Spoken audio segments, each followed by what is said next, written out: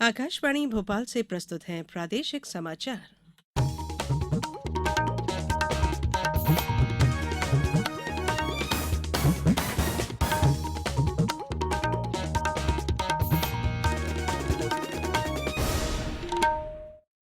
नमस्कार, समाचारों के साथ मैं धारणा सचदेव। सबसे पहले इस बुलेटिन के मुख्य समाचार। G20 शिखर सम्मेलन कल से नई दिल्ली में इस आयोजन की मेजबानी के लिए पूरी तरह तैयार है भारत। प्रधानमंत्री नरेंद्र मोदी 14 सितंबर को बीना आएंगे। 50,000 करोड़ के निवेश के लिए करेंगे भूमि पूजन। प्रदेश में जल्दी ही लागू होगी मुख्यमंत्री जन आवास योजना और राज्य में कल होगा उपभोक्ता लोक अदालत का आयोजन। अब समाचार विस्तार से। भारत कल से नई दिल्ली में शुरू होने वाले 18वें G20 शिखर सम्मेलन की मेजबानी के लिए पूरी तरह तैयार है।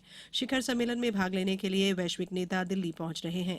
ब्रिटेन के प्रधानमंत्री ऋषि सुनक, जापान के प्रधानमंत्री फूमियो किशिदा, अर्जेंटीना के राष्ट्रपति अल्बर्टो फर्नांडिस, नाइजीरिया के राष्ट्रपति बोला अहमद टिनुबू, मॉरिशस के प्रधानमंत्री प्रविंद जुगनौथ, इटली के प्रधानमंत्री जॉर्जिया मेलोनी और बांग्लादेश के प्रधानमंत्री शेख हसीना दिल्ली पहुंचने वाले नेताओं में शामिल हैं। दुनिया की अग्रणी अर्थव्यवस्थाओं के शिखर सम्मेलन के दौरान खाद्य और ऊर्जा सुरक्षा से लेकर स्वच्छ ऊर्जा संक्रमण और जलवायु परिवर्तन तक कई मुद्दों पर विस्तार से चर्चा होने की उम्मीद है। लोगो, कटआउट, झंडे, फव्वारे, भित्ति चित्रों और विभिन्न स्थानों पर सजाई गई मूर्तियों से नई दिल्ली रंगीन हो गई है। G20 नेताओं के शिखर सम्मेलन का मुख्य स्थल प्रगति मैदान का भारत मंडपम राष्ट्रीय अध्यक्षों और गणमान्य व्यक्तियों के स्वागत के लिए अत्यंत सुंदर तरीके से सजाया गया है। प्रधानमंत्री नरेंद्र मोदी ने कहा है कि नई दिल्ली में हो रहा G20 शिखर सम्मेलन मानव केंद्रित और समावेशी विकास की दिशा में नया रास्ता तैयार करेगा। सोशल मीडिया पोस्ट में श्री मोदी ने कहा कि वे अगले 2 दिन विश्व नेताओं के साथ सार्थक चर्चा के लिए उत्सुक हैं। शिखर सम्मेलन के लिए आने वाले विश्व नेताओं का स्वागत करते हुए श्री मोदी ने कहा कि भारत 18वें G20 शिखर सम्मेलन की मेजबानी करके प्रसन्नता का अनुभव कर रहा है। भारत पहली बार इस शिखर सम्मेलन की मेजबानी कर रहा है। प्रधानमंत्री नरेंद्र मोदी 14 सितंबर को बीना आ रहे हैं। वे पेट्रोकेमिकल उत्पाद पर आधारित 50,000 करोड़ के निवेश के लिए भूमि पूजन करेंगे। मुख्यमंत्री शिवराज सिंह चौहान ने कहा कि प्रधानमंत्री लगभग 2 लाख करोड़ रुपए के कार्यों की शुरुआत करेंगे। इससे प्रदेश में 3 लाख से अधिक रोजगार के अवसर सृजित होंगे। प्रधानमंत्री जी 14 सितंबर को मध्य प्रदेश पधार रहे हैं। बुंदेलखंड की पवित्र धरती पर बीना वे पधार रहे हैं, जहां बीना रिफाइनरी स्थापित है। पेट्रोकेमिकल उत्पाद का जो एक कॉम्प्लेक्स बन रहा है, जिसमें लगभग 50,000 करोड़ का निवेश आएगा, हजारों बच्चों को रोजगार मिलेगा, वो उसका भूमि पूजन करने पधार रहे हैं। जबलपुर हाईकोर्ट की नई बिल्डिंग का शिलान्यास 27 सितंबर को होगा। शिलान्यास कार्यक्रम की मुख्य अतिथि राष्ट्रपति द्रौपदी मुर्मू होंगी। कई राज्यों के चीफ जस्टिस भी जबलपुर आएंगे। राष्ट्रपति के जबलपुर दौरे को देखते हुए जिला प्रशासन ने तैयारियां तेज कर दी हैं। जबलपुर कलेक्टर सौरभ कुमार सुमन के मुताबिक आगामी 27 सितंबर को हाईकोर्ट की नई बिल्डिंग का भूमि पूजन होना है, जिसमें कि राष्ट्रपति द्रौपदी मुर्मू का दौरा प्रस्तावित है।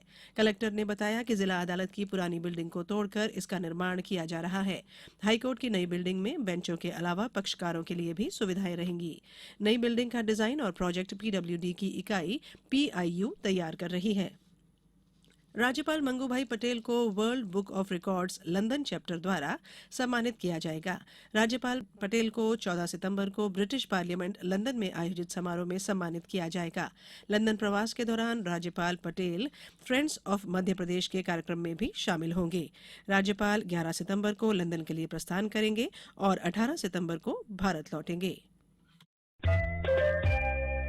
ये समाचार आप आकाशवाणी भोपाल से सुन रहे हैं। हमारे समाचारों को अब आप कभी भी और कहीं भी अपनी सुविधा के अनुसार सुन सकते हैं। ये समाचार बुलेटिन यूट्यूब, ट्विटर और फेसबुक पर AIR न्यूज भोपाल पेज पर सुने जा सकते हैं। इसके अलावा आप हमारी वेबसाइट newsonair.com पर या AIR न्यूज ऐप पर भी समाचार सुन सकते हैं। बुलेटिन में एक बार फिर आप सभी का स्वागत है। प्रदेश में शीघ्र ही मुख्यमंत्री जन आवास योजना लागू की जा रही है। वो गरीब जिनके नाम प्रधानमंत्री आवास या आवास प्लस में शामिल नहीं हो सके हैं, उन्हें इस योजना के अंतर्गत आवास उपलब्ध कराए जाएंगे। आला अधिकारियों के साथ बैठक में आज मुख्यमंत्री शिवराज सिंह चौहान ने कहा कि यह सुनिश्चित करना आवश्यक है कि इस कार्य में कोई भी अनैतिक गतिविधि शुरू न हो।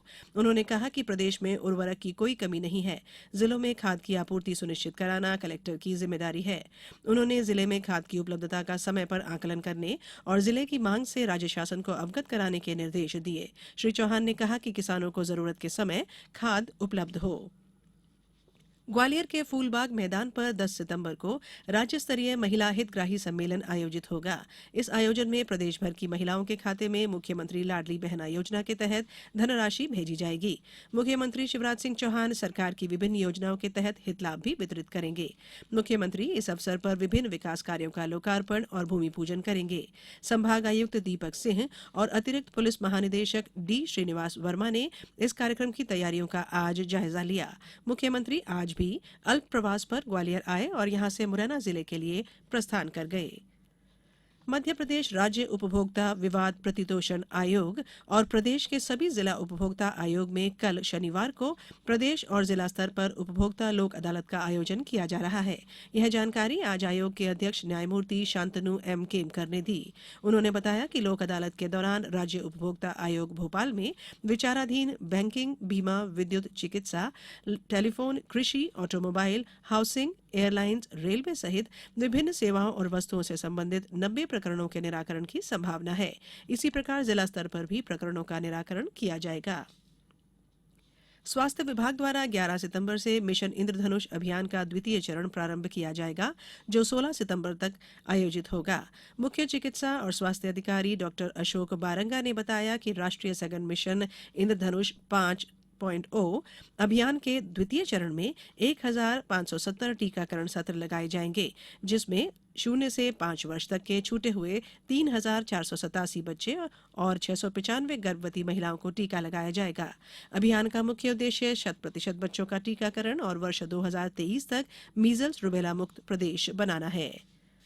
राज्यपाल मंगूभाई पटेल ने कहा कि सिकल सेल जांच के बाद वाहक अथवा बीमार व्यक्ति को काउंसलिंग कार्ड निश्चित समय में मिलने की व्यवस्था बनाई जाए। उन्होंने कहा कि सिकल सेल जांच कार्य की गति के लिए संवेदनशील क्षेत्रों और समुदायों को चिन्हित कर जांच का कार्य कराया जाए। राज्यपाल ने कहा है कि स्वास्थ्य कार्यक्रमों की चुनौतियों का पूरी ताकत और संवेदनशीलता के साथ सामना किया जाए। निर्वाचन कार्यों से स्वास्थ्य कार्यक्रमों की गति रुके नहीं, इसकी अग्रिम कार्य योजना बनाई जाए। श्री पटेल सिकल सेल और टीबी उन्मूलन कार्यक्रमों की समीक्षा बैठक को राजभवन में संबोधित कर रहे थे। बैठक में जनजातीय प्रकोष्ठ के अध्यक्ष दीपक खांडेकर, अपर मुख्य सचिव लोक स्वास्थ्य परिवार कल्याण मोहम्मद सुलेमान और राज्यपाल के प्रमुख सचिव डीपी आहूजा भी उपस्थित थे। अब कुछ समाचार संक्षेप में। इंदौर जिले में लंबे अंतराल के बाद बुधवार से प्रारंभ हुआ बारिश का सिलसिला 48 घंटे से लगातार जारी है। जिले में आज सुबह 8:30 बजे समाप्त हुए पिछले 48 घंटे में 3.25 इंच लगभग औसत बारिश हो चुकी है। विदिशा जिले में आज शमशाबाद विधानसभा अंतर्गत नटेरन विकासखंड के एकीकृत शासकीय हाईस्कूल करैया के छात्र छात्राओं द्वारा रैली निकालकर मतदाता जागरूकता का संदेश दिया गया। गुना जिले में 2180 कृषकों द्वारा मूंग उपार्जन हेतु पंजीयन कराया गया। कृषकों से उपार्जन हेतु 4 उपार्जन केंद्र बनाए गए हैं।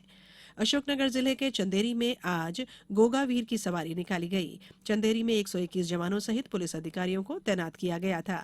राष्ट्रीय कैडेट कोर समूह मुख्यालय भोपाल द्वारा कल भोपाल के सैर सपाटा क्षेत्र की साफ सफाई की जाएगी। इस कार्यक्रम में ब्रिगेडियर अजीत सिंह के साथ 1800 कैडेट्स भाग लेंगे। देवास जिले में मिशन इंद्रधनुष के तहत गर्भवती माताओं और 5 साल तक के बच्चों का टीकाकरण किया जा रहा है। आगरमालवा जिले में भ्रमण के लिए भेजे गए विकास रथ ग्रामीणों के बीच जाकर शासन की जन कल्याणकारी योजनाओं की जानकारी दे रहे हैं। और धार जिले के धर्मपुरी तहसील के ग्राम जामनिया के समीप ओंकारेश्वर की बड़ी नहर में कार गिरने से 2 महिलाओं की मृत्यु हो गई, जबकि एक बालक लापता है। इस बुलेटिन में फिलहाल इतना ही। दीजिए इजाजत। नमस्कार।